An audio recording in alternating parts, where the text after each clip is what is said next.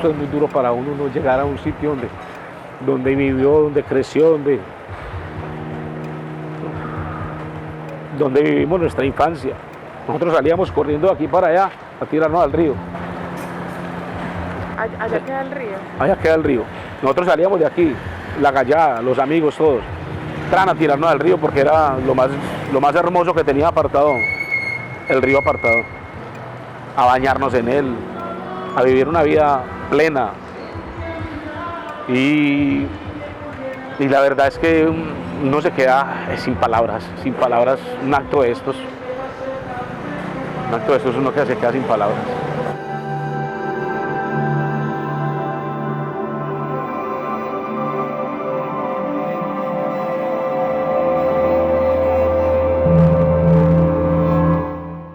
El único causal para nosotros no estar en el lugar donde ocurrieron los hechos es el atentado terrorista de la volqueta bomba del comando de la policía en Apartado, ocurrido el 27 de febrero del 97. Momento fatídico que marcó nuestras vidas y nos dejó en la más profunda miseria y en el caos absoluto.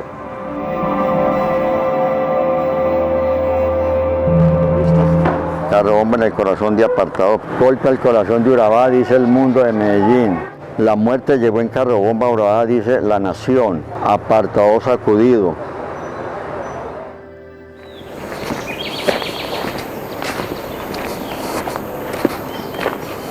Llego al relleno sanitario 6:20 de la mañana, 6:25, como lo hacía siempre, porque incluso era una de las volquetas que más subía al relleno porque mantenía mucho que hacer. Y allá me aborda el quinto frente de la FARC. Primeramente me llegó un hombre con un revólver en la mano apuntándome diario. Me dijo, bájense de esa mierda. Estuvimos retenidos por ahí más o menos de hora y media a 2 horas. Todo esto es que el relleno era muy grande. Imaginen que ese era el relleno para Chigorodó, Turbo, Apartado, Carepa.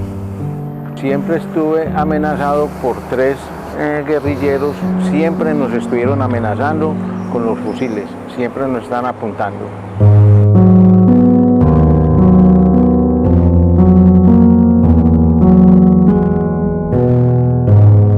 ¿Cómo es posible que un miembro de la institución como es la policía quiera encontrar en una persona que no tiene nada que ver con guerra ni con guerrillas y quería encontrar en mí algo que no había, algo que no existía nunca, ni por mi mente se me pasaba a mí, nunca en mi vida he cogido un arma en mis manos y este señor quería que yo me declarara guerrillero, no sé con qué fin.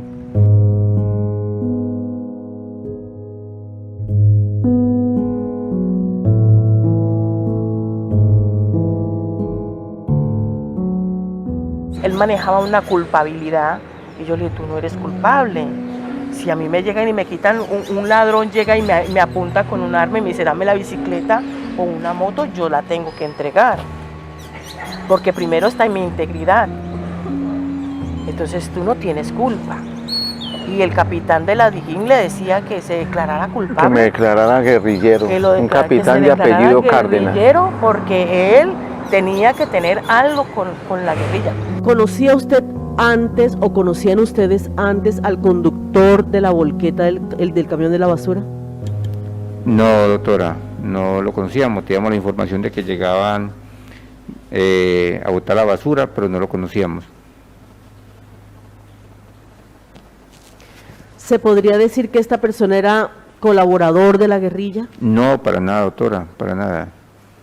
¿Les colaboró en esta oportunidad voluntariamente? No, fue retenido contra su voluntad y él no iba a querer que le destruyéramos la volqueta o que le generáramos un problema, pero que iba a ser más la persona si nosotros lo detuvimos, lo redujimos y pues quedó frente a una gente armada que iba a ser el señor, nada.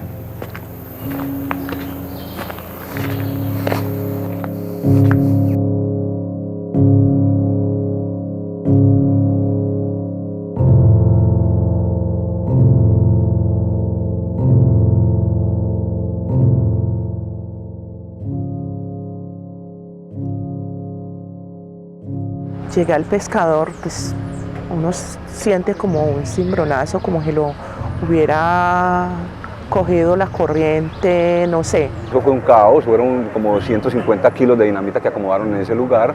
Yo en ese momento estaba visitando a mis padres, o sea, a mi papá y mi mamá, y estaba en la parte de adentro, detrás del edificio, cuando ocurrió lo de la explosión del carro bomba del 97.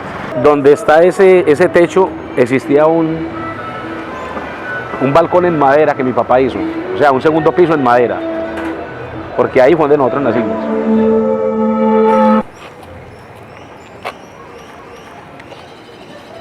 Acá en esta esquina era la joyería Lina donde yo trabajaba. En el segundo piso de Almacén Hernán que yo vivía. Acá era donde vivían los agudelos. Y acá el pescador donde mismo está la propiedad de don Jaime. Siempre fue el pescador, la cacharrería. Y en el segundo piso había el hotel. Normalmente el frente tenía explosivo y pues tomamos la decisión de que fuera en la volqueta. Ya sabíamos la entrada de la volqueta ya a la basura, una volqueta que iba a botar la basura, y entonces nos quedaba fácil cogerla, retener el conductor y ponerle los guerrilleros a que la manejaran, la llevaran y la instalaran en el comando de la policía. Pero como la policía impide que la pusiéramos al lado de la policía, entonces los muchachos toman la decisión de recostar en el pescador. Que la bomba no fue directamente contra el pescador, afecta al pescador porque la policía, normalmente el guardia, no deja poner la camioneta, no deja instalar o ubicar la volqueta en todo el comando de la policía. Las amenazas sí eran constantes con el comando y eso, por eso los centinelas mantenían pendientes, pero siempre como la estación está ahí en la calle del comercio es como muy difícil. Un atentado anunciado, ya tenía 3 años anticipados de estar informando que iban a colocar una bomba en el sector del comando de la policía y especialmente al comando de la policía porque era la represalia de los victimarios. Uno no se explica por qué ese cambio tan drástico de la educación a colocar donde había un kinder, un comando de policía. Y si podemos mirar, en este momento aún existe, que para esas 24 años atrás debieron de haber tomado la decisión de haber sacado esto de aquí. O sea que el pueblo aún sigue con el mismo peligro que teníamos nosotros hace 24 años. Cabe resaltar que para el año 1997 hubo un recrudecimiento del conflicto armado en la región del Urabá debido a los enfrentamientos entre los diferentes grupos armados que hacían presencia en la zona. Según un informe del Centro Nacional de Memoria Histórica, el informe Basta Ya, se recrudeció el conflicto armado en la región del Urabá y en un periodo de 5 años, a partir del 94, se cometieron un total de 52 masacres. Para esa época es importante mencionar que en el año 1994 se crean las famosas cooperativas de seguridad ciudadana que se conocieron como Convivir en el gobierno del señor César Gaviria. Se consolidan esas cooperativas de seguridad ciudadana, esas Convivir. Adicionalmente, pues también en esa época era gobernador de Antioquia el doctor Álvaro Uribe Vélez y era alcaldesa del municipio de Apartado la doctora Gloria Cuartas.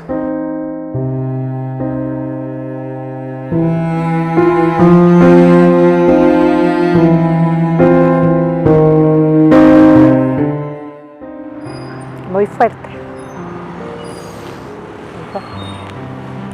Sí, porque todo ese poco de muertos y yo estaba viva y ahí tirada con los muertos. Yo quedé con la cara cicatrizada, mejor dicho, la ropa quedó vuelta a nada. Yo tengo muchas cicatrices en mi cuerpo.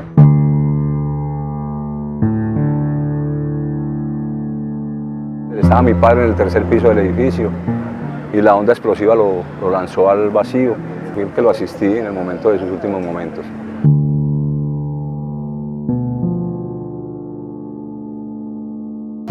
Al llegar aquí fue los mismos temores, porque me parecía que cualquier cosa ya era alguien que me iba a disparar. 'o que iba a pasar algo. También fui perseguido por los paramilitares y también por la guerrilla. ¿Por qué por los paramilitares? Porque esa gente apenas estaban entrando a Urabá y no conocían a quién era Alberto Vélez. Alberto Vélez es un tipo que tenía toda una vida de vivir en apartado, y la guerrilla porque me tocó dar retratos hablados.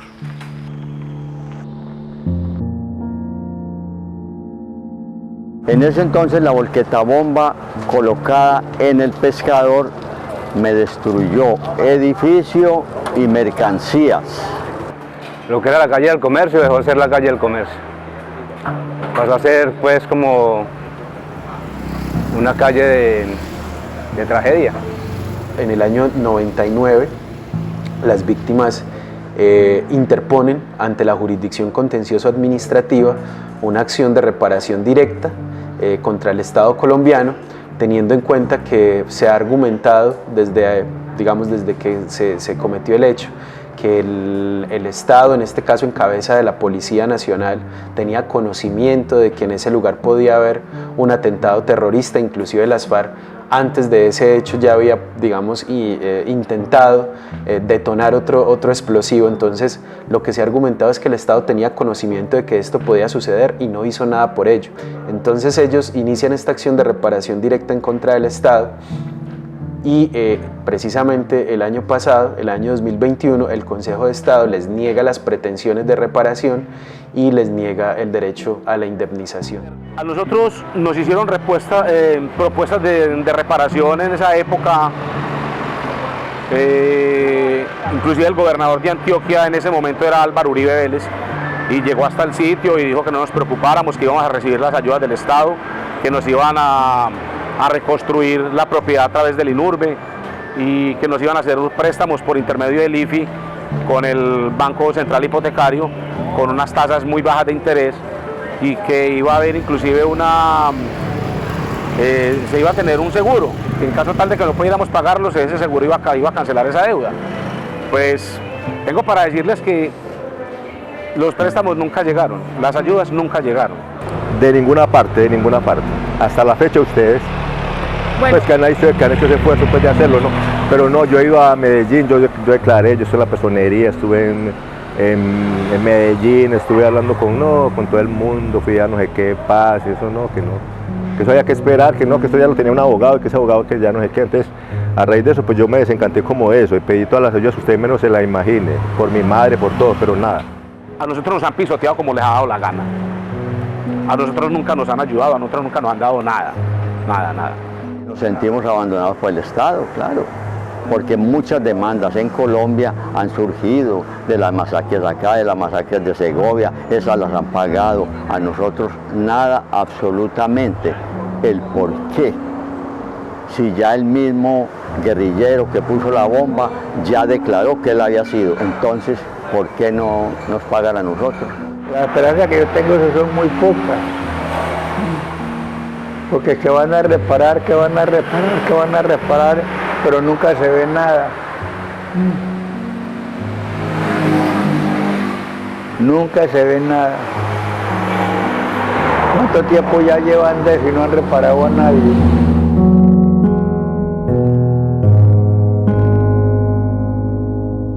Sé el dolor, el daño que se le causó a la familia propietaria del Pescador y a los que pasaban por el momento y a los que tenían otros negocios allí, porque es una zona de mucho negocio y muy concurrida.